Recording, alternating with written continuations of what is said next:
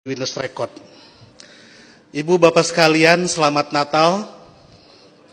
Terima kasih karena Ibu Bapak merayakan Natal. Seluruh orang Indonesia memperoleh 2 berkat, liburan dan diskon. Tadi Bapak Pendeta bilang Natal juga seperti di Idul Fitri, beda-beda tanggal. Ada 25 Desember, ada 7 Januari, dan seterusnya.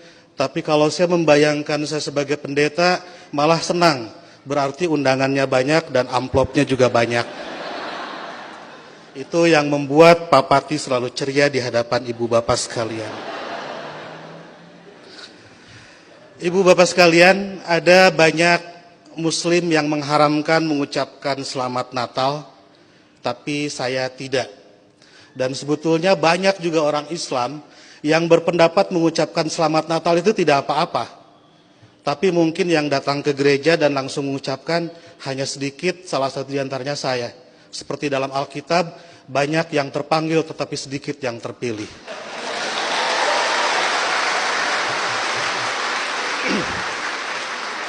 Mereka mengharamkan mengucapkan selamat Natal karena kalau mengucapkan selamat Natal besok jadi Kristen. Saya tiap 10 November mengucapkan selamat Hari Pahlawan, besoknya saya tidak jadi Avengers. Minggu lalu saya mengucapkan selamat menikah kepada teman saya yang hajatan, besoknya saya tidak jadi pengantin. Dan berulang kali saya datang ke mahasiswa-mahasiswa kedokteran mengucapkan selamat, besoknya saya juga tidak jadi dokter. Nah, saya tahu bagi orang Islam, untuk jadi orang Kristen itu susah. Tidak bisa karena mengucapkan selamat Natal tiba-tiba otomatis jadi Kristen. Orang Kristen mau jadi Islam juga susah.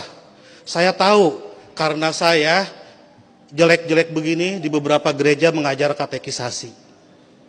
Pendetanya bilang, kenapa saya ikut ngajar katekisasi?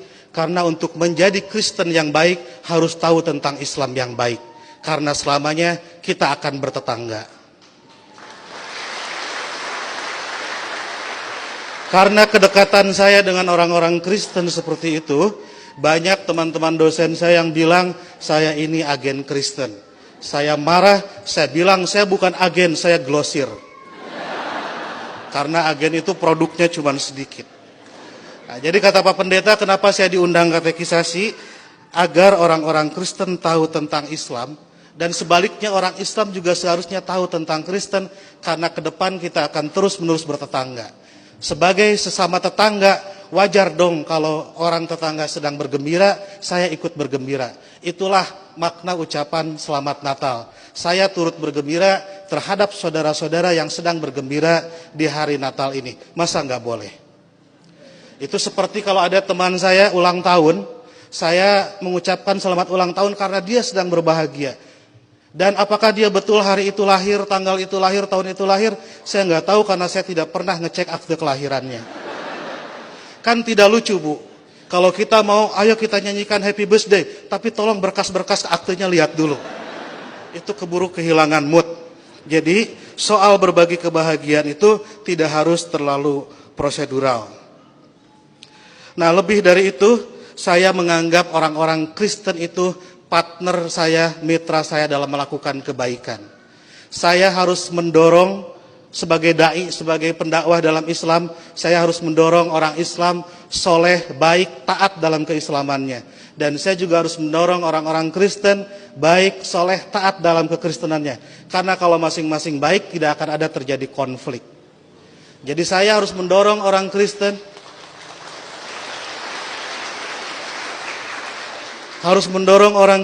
agar baik dalam kekristenannya, karena kalau orang Kristen di sekitar saya jahat, saya pasti korbannya. Dan Bapak Ibu juga harus mendorong saya dan teman-teman Muslim menjadi Muslim yang baik, karena kalau saya jadi copet, Ibu Bapak jadi korbannya. Jadi puncak toleransi adalah pada saat saya nanti membangunkan Ibu Bapak gereja dan Ibu Bapak mengongkosi saya naik haji. Ya. Karena satu sama lain harus mendorong dalam kebaikan. Oleh karena itu saya selalu bersedih kalau ada teman-teman Kristen gerejanya ditutup. Kalau ada teman-teman Kristen tidak boleh merayakan Natalan. Kalau ada teman-teman Kristen tidak boleh berdoa di rumah. Karena bukankah gereja, Natal dan berdoa adalah sarana orang Kristen untuk menjadi soleh dalam kekristenannya. Sebagaimana juga saya sebagai muslim membutuhkan masjid, membutuhkan Idul Fitri, membutuhkan salat untuk membuat muslim menjadi baik dalam kemuslimannya. Oleh karena itu, marilah kita sebagai sama-sama manusia mendorong satu sama lain agar baik, karena kita sama-sama diciptakan dari tanah. Kalau ada manusia yang tidak baik, mungkin dia dibikin dari tanah sengketa. Lebih dari itu, saya melihat kelahiran Kristus adalah berkah tidak hanya bagi orang Kristen, tapi juga untuk dunia. Karena dengan lahirnya Kristus, 3 miliar penduduk dunia menjadi beragama Kristen dan lebih berpotensi melakukan kebaikan dalam kekristenan itu.